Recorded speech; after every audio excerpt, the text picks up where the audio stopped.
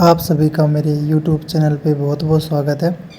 तो आज मैं आपको बताऊंगा कि ब्लड कलेक्शन कैसे करना है।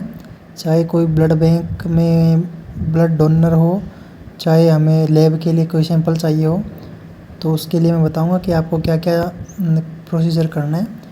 तो हमें ब्लड कलेक्शन करने के लिए सबसे पहले टोर्निकेट, सिरिंज या फिर ब्लड बैग, कॉटन स्वैब और डोनर को कोई चेयर ताकि वो अच्छे से बैठ सके, और वायल हमारी चॉइस के हिसाब से अलग अलग हो सकती है कि हमें कौन सा टेस्ट करना है।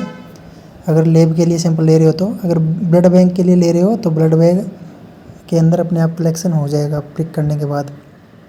तो सबसे पहले टोर्निकेट को अच्छी तरह से बांध लेना है और पेशेंट को मुट्ठी बंद करने के लिए बोलना है, अंगूठा अंदर लेके।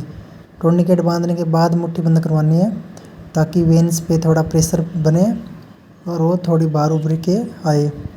उसके बाद हमें सिरिंज लेनी है, वो आपके हिसाब से कि भी कितने ml की सिरिंज होनी चाहिए, और हमें उसे अच्छे से ओपन करके देख लेना है कि कोई डिफेक्ट वगैरह नहीं हो सिरिंज के अंदर। एक बार अंदर बाहर करके भी देखना पिस्टल को कि कोई ख़राब वगैरह ना हो। और सिरिंज को हमें ये ध्यान रखना है कि सिरिंज का जो मुंह है या जो ओपन एरिया है वो ऊपर की तरफ हो। सिरिंज का जो माउथ है वो ऊपर की तरफ होना चाहिए, और जो एमएल है वो भी ऊपर की तरफ होना चाहिए, ताकि हमें पता लगता रहे कि हमने सिरिंज के अंदर कितना जो एमएल है वो कलेक्ट कर लिया है। उसके बाद हमें कॉटन स्वैब से, टोर्निकेट बांधने के बाद कॉटन स्वैब से हमें अच्छे से उस एरिया को क्लीन करना है जहाँ से हम सैंपल कलेक्ट कर रहे हैं। और ये ध्यान रखना है कि जो कॉटन स्वैब है वो अंदर से बाहर की तरफ राउंड बनाए। राउंड बना के हमें अच्छे से क्लीन करना है। और इस प्रोसीजर के दौरान ग्लव्स हमें ज़रूर पहनने हैं ताकि पेशेंट को कोई इन्फेक्शन वगैरह का ख़तरा ना रहे।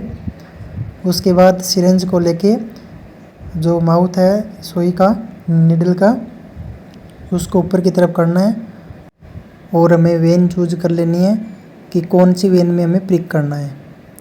हालांकि ब्लड बैंक्स में सुई थोड़ी बड़ी होती है और लेब्स के लिए छोटी होती है, तो जो वेन हमने सेलेक्ट की है उसको थोड़ा सा बाहर की ओर खींचना है हल्का सा, और प्रिक कर देना है सुई को अच्छे से।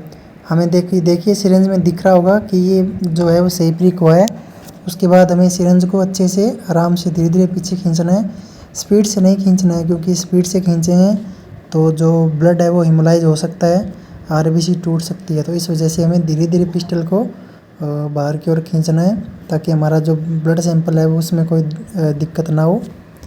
अच्छे से हमें जितना ml ब्लड चाहिए वो कलेक्ट करने के बाद कॉटन स्वैब को लेके टोर्निकेट खोलना है और मुट्ठी ओपन करवानी है, और कॉटन को हमें निडल के ऊपर हल्का सा रख के निडल निकाल के, पेशेंट को आप या तो हाथ मोड़ने के लिए भी बोल सकते हैं या फिर दूसरे हाथ से कॉटन के ऊपर थोड़ा सा हल्का सा दबाव डालने के लिए भी बोल सकते हैं। अगर आपको वीडियो अच्छा लगा हो तो लाइक, शेयर और सब्सक्राइब करना बिल्कुल भी मत भूलिएगा, ताकि आपको नई नई चीज़ें सीखने को मिले। आप सभी का वीडियो देखने के लिए बहुत बहुत धन्यवाद।